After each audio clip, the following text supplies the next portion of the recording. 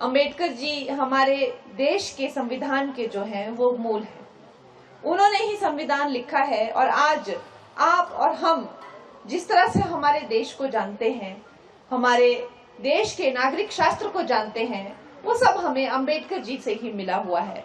तो वो देव स्वरूप हैं, देव तुल्य हैं, सदा ही भारत रत्न अगर उन्हें कहा गया है तो भारत का जो एक डीएनए है वो नसों में, वो उनके विचारधारा, उनके मूल्य, उनका संघर्ष वो सदा बहता रहेगा।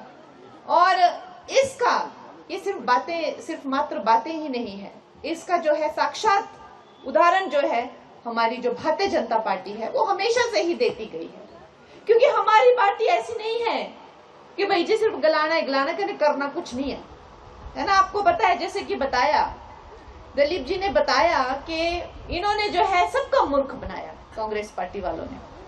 बस इनकी बातें हैं, इन्होंने जो है झूठे झूठे वादे करने हैं और आगे निकल जाना है और पीछे जो है ठिंगा दिखाना है। ये इनकी करतूतें हैं।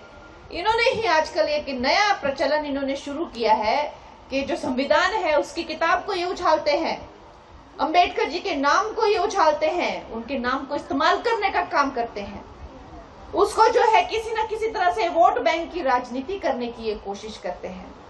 देखा होगा आपने, लेकिन हम भी इतिहास को दिखाएंगे और इतिहास गवाह है। और आज इसीलिए हम ये इकट्ठे हुए हैं वो दिन याद करने के लिए जब इनको अंबेडकर जी को जो है बड़ा ही अपमान करके जो नेहरू ने जो है कैबिनेट से निकाल दिया था। उन्होंने त्याग पत्र दिया था क्योंकि बार बार उन्हें अपमानित किया जाता था, उन्हें निराश किया जाता था, उनकी बातों का मान नहीं रखा जाता था। क्यों? क्योंकि नेहरू जी को हर कोई इंसान जो ज्यादा इंटेलिजेंट उनसे था, जो ज्यादा इस देश को समझता था, उससे प्रॉब्लम हो जाती थी। मैंने तो इस बात पे बड़ी रिसर्च की हुई है और मुझे और कोई कारण नहीं दिखता कि उनको उनसे और क्या दिक्कत हो सकती है और क्या द्वेष और क्या ईर्ष्या हो सकती है। इतने महान इंसान को त्याग पत्र देना पड़ा कि इस बुनियाद पर उन्होंने अंबेडकर जी का जो है इतना अपमान किया। उसके बाद इन्होंने वोट बैंक राजनीति तो जारी रखी, लेकिन जब चाहे कितने ही संक्षिप्त काल के लिए जो है भारतीय जनता पार्टी की सरकार आई हो, लेकिन अगर भारत रत्न किसी ने दिया अंबेडकर जी ने, तो भारत जनता पार्टी की सरकार ने उन्हें भारत रत्न दिया। उसके बाद प्रधानमंत्री जी ने कभी भी संविधान उछालकर जो है कोई दुहाइयां नहीं दी, ये बातें नहीं उछाली। और जैसे ही वो सत्ता में आए, सबसे पहले उनको देवतुल्य स्थान अंबेडकर जी को अगर किसी ने दिया है तो वो नरेंद्र मोदी जी ने दिया है। उनके जो पंच तीर्थ हैं उनको पूजनीय घोषित किया।